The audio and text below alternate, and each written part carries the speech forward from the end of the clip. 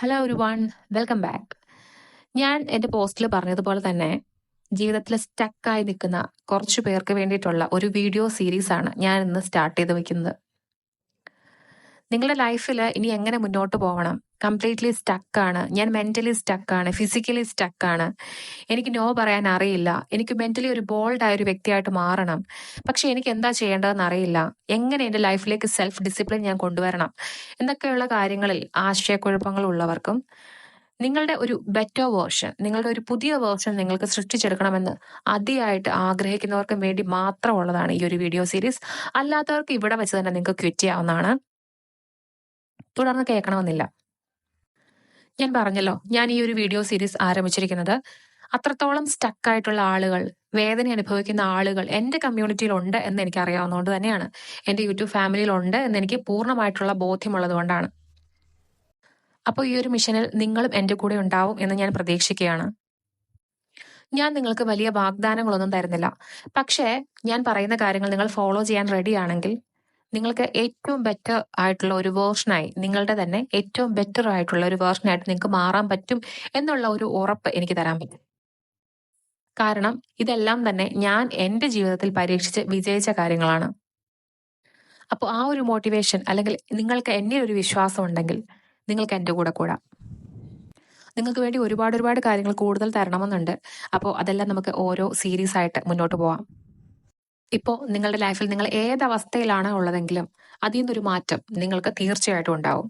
പക്ഷേ നിങ്ങൾക്കറിയാമല്ലോ, ഒരു സെൽഫ് ജേർണി എന്ന് പറയുന്നത്, അല്ലെങ്കിൽ ഒരു സെൽഫ് റീഡിസ്കവറി എന്ന് പറയുന്നത് 1-2 ദിവസം കൊണ്ട് നടക്കുന്ന ഒരു കാര്യമല്ല. ഒരു മാസം കൊണ്ടും നിങ്ങളിൽ ഭയങ്കരമായ ഒരു ചേഞ്ച് ഉണ്ടാവുമെന്നൊന്നും ഞാൻ പറയുന്നില്ല. പക്ഷേ ഒരു മാസം നിങ്ങളിത് ഫോളോ ചെയ്യുകയാണെന്നുണ്ടെങ്കിൽ നിങ്ങളുടെ ചേഞ്ചസ് നിങ്ങളെക്കാളും കൂടുതൽ നിങ്ങളുടെ ചുറ്റുമുള്ളവർക്ക് മനസ്സിലാവും. അങ്ങനെയുള്ള കാര്യങ്ങളായിരിക്കും നമ്മൾ ഈ ഒരു സീരീസിൽ ഉൾപ്പെടുത്തുക. ഓരോരോ ടോപ്പിക്കുകളായിരിക്കും ഓരോ ആഴ്ചയായിട്ട് നമ്മൾ ചെയ്യുക. അപ്പം അതനുസരിച്ചുള്ള കാര്യങ്ങൾ നിങ്ങളും നിങ്ങളുടെ ലൈഫിലേക്ക് പ്രാവർത്തികമാക്കിയാൽ നിങ്ങളിൽ ഏറ്റവും നല്ല ഒരു റിസൾട്ട് നിങ്ങൾക്ക് സൃഷ്ടിച്ചെടുക്കാൻ സാധിക്കും. ഇന്നത്തെ ഈ ദിവസം എനിക്ക് നിങ്ങൾക്ക് ഒരു സ്റ്റോറി പറഞ്ഞു തരാനായിട്ടുണ്ട്. Don't believe everything you think എന്ന് പറയുന്ന ഒരു ബുക്കിൽ ഞാൻ വായിച്ച ഒരു സെൻസ് സ്റ്റോറിയാണ് ഞാൻ നിങ്ങളുമായിട്ടൊന്ന് ഷെയർ ചെയ്യാൻ പോകുന്നത്. അതൊരു ബുദ്ധിസ്റ്റ് മോങ്കിനെ കുറിച്ചാണ് കേട്ടോ. അതായത് ഒരു മൊനാസ്ട്രിയിൽ കുറെ ബുദ്ധിസ്റ്റ് മോങ്കുകൾ ഉണ്ടായിരുന്നു. അപ്പൊ അതില് യങ് ആയിട്ടുള്ള ഒരു മോങ്ക്, അദ്ദേഹം മെഡിറ്റേഷൻ പ്രാക്ടീസ് ചെയ്യാണ്. അദ്ദേഹത്തിന് സീനിയർ ആയിട്ടുള്ള, ഒരുപാട് വർഷങ്ങളായി സ്പിരിച്വൽ പ്രാക്ടീസുകൾ ചെയ്യുന്ന ഒരുപാട് പേരുടെ ഇടയിലിരുന്നാണ് അദ്ദേഹവും ഈ ഒരു മെഡിറ്റേഷൻ ചെയ്യുന്നത്. അപ്പോൾ അദ്ദേഹം ഈ മെഡിറ്റേഷൻ ചെയ്തുകൊണ്ടിരിക്കുമ്പോൾ ഒരിക്കലും അദ്ദേഹത്തിന് അത് കണ്ടിന്യൂ ചെയ്യാൻ പറ്റുന്നില്ല. ഓരോ ദിവസവും ഓരോ തടസ്സങ്ങളാണ് അദ്ദേഹം ഫേസ് ചെയ്തുകൊണ്ടിരിക്കുന്നത്. അതായത് ഒരുപാട് ഡിസ്ട്രാക്ഷൻസ് അദ്ദേഹത്തിന് ഫീൽ ചെയ്യാൻ സാധിക്കുകയാണ്. അദ്ദേഹം ഇങ്ങനെ സ്പിരിച്വൽ ആയിട്ട് ഒന്ന് മെഡിറ്റേറ്റ് ചെയ്യാം എന്ന രീതിയിൽ ഇരിക്കുമ്പോൾ അദ്ദേഹം പല ശബ്ദങ്ങൾ കേൾക്കുന്നു, പല ഡിസ്റ്റർബൻസുകൾ അദ്ദേഹത്തിന് ഫീൽ ചെയ്യാണ്. ഒരിക്കലും അദ്ദേഹം ഉദ്ദേശിക്കുന്ന കാര്യങ്ങൾ അദ്ദേഹത്തിന് സാധിക്കുന്നില്ല. ഇങ്ങനെ കുറച്ച് ദിവസമായപ്പോൾ അദ്ദേഹത്തിന്റെ ഒരു സീനിയർ ആയിട്ടുള്ള, അദ്ദേഹത്തിന്റെ മെന്റർ ആയിട്ടുള്ള ഒരു മോങ്കിന്റെ അടുത്ത് അദ്ദേഹം ഈ ഒരു കാര്യം ഡിസ്കസ് ചെയ്യാണ്. എനിക്ക് ഒരു തരത്തിലും ഇവിടെ കോൺസെൻട്രേഷൻ ചെയ്യാൻ പറ്റുന്നില്ല, എനിക്ക് ഒരു തരത്തിലും എനിക്കിവിടെ മെഡിറ്റേറ്റ് ചെയ്യാൻ പറ്റുന്നില്ല, എല്ലാം ഇവിടെ ഡിസ്റ്റർബൻസുകളാണല്ലോ എന്നുള്ള രീതിയിൽ അദ്ദേഹത്തിന്റെ തോട്ട് പങ്കുവെക്കുകയാണ്. ഉടനെ തന്നെ ആ ഒരു സീനിയർ ആയിട്ടുള്ള മോങ്ക് അദ്ദേഹത്തിനോട് ചോദിക്കുന്നതാണ്, നിങ്ങൾക്ക് എന്താണ് യഥാർത്ഥത്തിൽ നിങ്ങളെ ഡിസ്ട്രാക്ട് ചെയ്തുകൊണ്ടിരിക്കുന്നത്? അപ്പോൾ ഈ യങ് ആയിട്ടുള്ള മോങ്ക് പറയും, എനിക്കിവിടെ ഭയങ്കര നോയ്സ് ആണ്, പല പല കാര്യങ്ങളാണ്, പല ശബ്ദങ്ങൾ ഞാൻ കേട്ടുകൊണ്ടിരിക്കുകയാണ്, അല്ലെങ്കിൽ പക്ഷികൾ പറക്കുന്നു, അങ്ങനെ അതെല്ലാം എനിക്ക് വളരെ ഡിസ്റ്റർബ്ഡ് ആയിട്ട് തോന്നുന്നു, എനിക്കൊട്ടും തന്നെ മെഡിറ്റേറ്റ് ചെയ്യാൻ പറ്റുന്നില്ല എന്ന് പറയുന്നു. ഓക്കെ, അപ്പോൾ ഈ സീനിയർ ആയിട്ടുള്ള മോങ്ക് പറഞ്ഞു, എന്നാൽ നീ ഒരു കാര്യം ചെയ്യൂ, നിനക്ക് ആപ്റ്റ് ആയിട്ടുള്ള ഒരു സ്ഥലം നീ തന്നെ കണ്ടെത്തും എന്ന് പറയുകയാണ്. ഇതിന് പ്രകാരം ഈ യങ് ആയിട്ടുള്ള മോങ്ക് അങ്ങനെ ഒരു സ്ഥലം അന്വേഷിച്ച് പോവുകയും അങ്ങനെ അദ്ദേഹം ഒരു നദീതീരത്ത് ഒരു സ്ഥലം തിരഞ്ഞെടുക്കുകയും ചെയ്യുന്നു. എന്തായാലും മൊനാസ്ട്രിയിലുള്ള അത്രയും ഡിസ്റ്റർബൻസ് ഇവിടെ ഉണ്ടാവില്ല, ഞാൻ ഈ ഒരു നദീതീരത്ത് തന്നെ ആര് വന്ന് ശല്യപ്പെടുത്താനാണ് എന്നുള്ള രീതിയിൽ അദ്ദേഹം അവിടെ ഒറ്റയ്ക്കിരുന്ന് മെഡിറ്റേറ്റ് ചെയ്യാണ്. അദ്ദേഹത്തിന് വളരെ ആഗ്രഹമുണ്ട് മെഡിറ്റേഷനിലൂടെ അദ്ദേഹത്തിന് സ്പിരിച്വൽ ലൈഫ് കുറച്ചുകൂടെ ഉയർത്തണം എന്നുള്ള കാര്യം. അപ്പം അദ്ദേഹം അവിടെ നിന്ന് ഈ രീതിയിൽ മെഡിറ്റേറ്റ് ചെയ്യുന്നു. പക്ഷെ അവിടെയും കിളികളെയും പക്ഷികളെ അതുപോലെ മറ്റുള്ള ജീവികളെയൊക്കെ നമുക്ക് ഒഴിവാക്കാൻ, ഈ പ്രകൃതിയിൽ നമുക്ക് ഒഴിവാക്കാൻ സാധിക്കാത്തത് കൊണ്ട് തന്നെ അവിടെയും ഈ പക്ഷികളുടെ ചിറകടിയെല്ലാം അദ്ദേഹം കേൾക്കുകയാണ്. അപ്പോൾ വളരെ കാമായിട്ട് അദ്ദേഹം ഇരിക്കുന്നു. വളരെ അന്തരീക്ഷമെല്ലാം തന്നെ വളരെ ക്ലിയർ ആണ്. അപ്പോൾ ഈ പക്ഷിയുടെ ചിറകടി ശബ്ദം വലിയ ഡിസ്റ്റർബൻസ് ആയി അദ്ദേഹത്തിന് ഫീൽ ചെയ്യണം. അവിടെ വീണ്ടും അദ്ദേഹം ഡിസ്റ്റർബ്ഡ് ആവുകയാണ്. അദ്ദേഹത്തിന് എന്ത് ചെയ്യണം എന്ന് അറിയത്തില്ല. അപ്പോൾ അദ്ദേഹം വീണ്ടും ഇനി എന്ത് ചെയ്യും എന്നുള്ള ഒരു കൺഫ്യൂഷനിൽ ഇങ്ങനെ ഇരിക്കുമ്പോൾ അദ്ദേഹം ഒരു ബോട്ട് കാണുകയാണ്. അപ്പൊ അദ്ദേഹം വിചാരിക്കും, ഓക്കെ, ഈ ബോട്ടിൽ ഞാൻ കയറിയിട്ട് ഈ ഒരു നദിയുടെ അല്ലെങ്കിൽ ഈ ഒരു ലേക്കിന്റെ നടുവിലെത്താം. ആ നടുവിൽ ആ ബോട്ട് അവിടെ ഇട്ട് അവിടെ ഇരുന്ന് മെഡിറ്റേറ്റ് ചെയ്യാം. അവിടെ എന്നെ ആര് വന്ന് ശല്യപ്പെടുത്താനാണ്. അങ്ങനെ അദ്ദേഹം ആ ബോട്ടിൽ കയറിയിട്ട് ഈ ഒരു നദിയുടെ നടുക്ക് ഭാഗത്ത് പോയി ലാൻഡ് ചെയ്ത് അവിടെ നിന്ന് മെഡിറ്റേറ്റ് ചെയ്യാണ്. അദ്ദേഹം വിചാരിച്ചതുപോലെ തന്നെ അവിടെ യാതൊരു ഡിസ്റ്റർബൻസും ഇല്ല. വളരെ കാമായിട്ടുള്ള ഒരു അന്തരീക്ഷത്തിലിരുന്ന് അദ്ദേഹം വന്ന് വൈകുന്നേരം വരെ മെഡിറ്റേറ്റ് ചെയ്തു.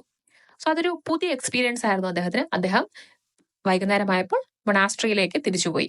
അങ്ങനെ 2-3 ദിവസം ഇദ്ദേഹം ഇത് റിപ്പീറ്റ് ചെയ്യുന്നു. അത് കാരണം അദ്ദേഹത്തിന് ആ ഒരു സ്ഥലം, അതായത് ഈ ലേക്കിന്റെ നടുക്കുള്ള ഈ ഒരു സ്ഥലത്ത് പോയിരുന്നാൽ ഡിസ്റ്റർബൻസ് ഒന്നും ഉണ്ടാവില്ല എന്ന് മനസ്സിലായതുകൊണ്ട് തന്നെ അദ്ദേഹം അവിടെ പോയിരുന്ന് ഇങ്ങനെ മെഡിറ്റേറ്റ് ചെയ്യാണ്. അങ്ങനെ മെഡിറ്റേറ്റ് ചെയ്തുകൊണ്ടിരുന്നപ്പോ 3-ാമത്തെ ദിവസം ഒരു ചെറിയ നോയ്സ് അദ്ദേഹം കേൾക്കുകയാണ്. പെട്ടെന്ന് തന്നെ അദ്ദേഹം കണ്ണു തുറന്നു. നോക്കുമ്പോൾ വേറൊരു ബോട്ട് ഈ ഒരു ബോട്ടിനെ ലക്ഷ്യമാക്കി ഇങ്ങനെ വന്നുകൊണ്ടിരിക്കുകയാണ്. അപ്പൊ ഇദ്ദേഹം വിളിച്ചു പറയാൻ തുടങ്ങി, ഇങ്ങോട്ട് വരരുത്, നിങ്ങളുടെ ബോട്ട് എന്റെ ബോട്ടിനെ ഇടിക്കും, ഇങ്ങോട്ട് വരരുത്, ഞാൻ ഇവിടെ മെഡിറ്റേറ്റ് ചെയ്യാണെന്നൊക്കെ വിളിച്ചു പറയുന്നുണ്ട്. പക്ഷെ ആര് കേൾക്കാൻ, ആ ബോട്ടിങ് വരികയാണ്. ഫൈനലി ആ ബോട്ട് വന്ന് നമ്മുടെ മോങ്ക് ഇരുന്ന ബോട്ടിനെ ഹിറ്റ് ചെയ്തു, ഇടിച്ചു. അദ്ദേഹത്തിന് ദേഷ്യം വന്നു. അദ്ദേഹം ആ ദേഷ്യത്തിൽ അലറി വിളിച്ചു, ആരാ നീ എന്തിനാണ് ഇതൊക്കെ കാണിക്കുന്നത്? ഞാനിവിടെ മെഡിറ്റേറ്റ് ചെയ്യാണെന്ന് പറഞ്ഞതല്ലേ, നീ എന്തിനാണ് ഇതൊക്കെ ചെയ്യുന്നതെന്ന് പറയാണ്. അപ്പൊ ഈ അദ്ദേഹം അത്രയും നേരം മെഡിറ്റേറ്റ് ചെയ്തതിന്റെ എല്ലാ എഫക്റ്റും പോയി. അദ്ദേഹം അലറി കൂവി. ഓക്കെ, അപ്പോ അങ്ങനെ നോക്കിയപ്പോ ആ ബോട്ടിൽ ആരുമില്ല. ആ ബോട്ടില് ഒരു മനുഷ്യനുമില്ല, ഒന്നുമില്ല, ഒരു ജീവികളുമില്ല, ഒന്നുമില്ല.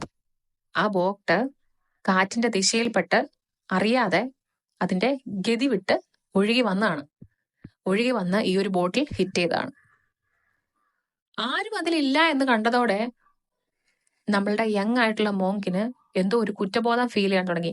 കാരണം ആരോടുമല്ല, അവൻ ആരോടാണ് അദ്ദേഹം ഇങ്ങനെ അലറി വിളിച്ചതെന്ന് ഇങ്ങനെ ആലോചിച്ചു പോവുകയാണ്. അപ്പോ പെട്ടെന്ന് അദ്ദേഹം തന്റെ സീനിയർ ആയിട്ടുള്ള മെന്റർ ആയിട്ടുള്ള മോങ്ക് പറഞ്ഞത് ആലോചിച്ചു. എന്താണ് നിന്നെ ശരിക്കും ഡിസ്റ്റർബ് ചെയ്യുന്നത് എന്ന ചോദ്യം, എന്താണ് നിന്നെ പ്രതികരിപ്പിക്കുന്നത് എന്നുള്ള ചോദ്യം. ശരിക്കും ആ ചോദ്യത്തിന്റെ ഉത്തരം ഈ ഒരു ബോട്ടിന്റെ സ്റ്റോറിയിൽ തന്നെ ഉണ്ട്. നിങ്ങൾക്കത് മനസ്സിലായെന്ന് ഞാൻ വിചാരിക്കുന്നു. അതായത് ശരിക്കും പറഞ്ഞാൽ അവിടെ യാതൊരു ഡിസ്റ്റർബൻസും ഇല്ല. പിന്നെ എന്തായിരിക്കും ശരിക്കും സംഭവിച്ചത്? യങ് ആയിട്ടുള്ള ആ ഒരു മോങ് അവിടെ റിയാക്ട് ചെയ്തു, അല്ലേ? എന്തിനോടാണ് റിയാക്ട് ചെയ്തത്? ആ സിറ്റുവേഷനോട്. അതുകൊണ്ട് മാത്രമാണ് അദ്ദേഹത്തിന് ഇതെല്ലാം തന്നെ ഡിസ്റ്റർബൻസ് ആയി തോന്നിയത്.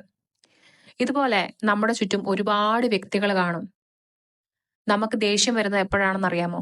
അവരുടെ ആക്ഷൻസിൽ നമ്മൾ റിയാക്ട് ചെയ്യുമ്പോഴാണ്.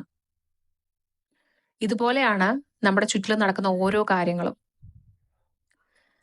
നമുക്ക് സെൽഫ് ഡിസിപ്ലിൻ ഇല്ലാത്തതും നമ്മൾക്ക് നോ പറയാൻ അറിയാത്തതും മറ്റുള്ളവർ നമ്മളെ വിഷമിപ്പിക്കുന്നതും ഒക്കെ നമ്മൾ ലൈഫിനോട് എങ്ങനെ റിയാക്ട് ചെയ്യുന്നു എന്നതുമായി ബന്ധപ്പെട്ടാണ്. എനിക്ക് വളരെ ഇഷ്ടപ്പെട്ട ഒരു സ്റ്റോറിയാണിത്. പറ്റുമെങ്കിൽ നിങ്ങൾക്ക് ഈ ഒരു ബുക്ക് വായിക്കാൻ ഇഷ്ടമുണ്ടെങ്കിൽ ആ ഒരു ബുക്ക് വായിക്കുക. നല്ലൊരു ബുക്കാണ്. Don't believe everything you think. So നിങ്ങളുടെ റിയാക്ഷനുമായി ബന്ധപ്പെട്ട നിങ്ങളുടെ ലൈഫ് എങ്ങനെ ചേഞ്ച് ചെയ്യാൻ പോകുന്നു എന്നുള്ള കാര്യങ്ങളാണ് ഇനി വരും ദിവസങ്ങളിൽ നമ്മൾ നോക്കാൻ പോകുന്നത്.